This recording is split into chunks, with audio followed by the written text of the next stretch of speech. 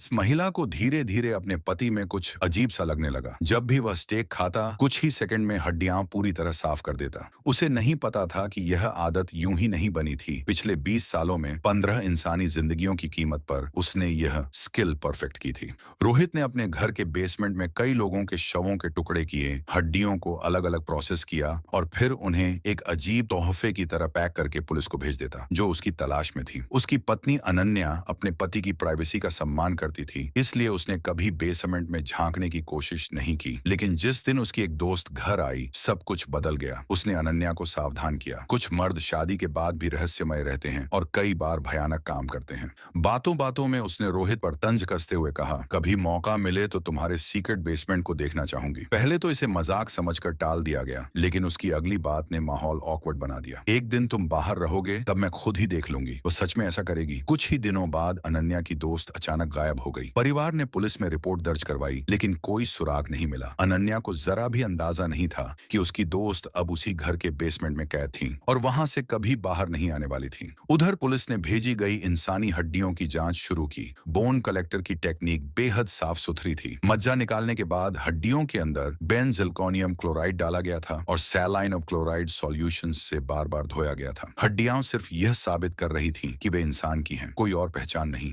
Police ने packet भेजने की जगह के सीसीटीवी फुटेज निकाले।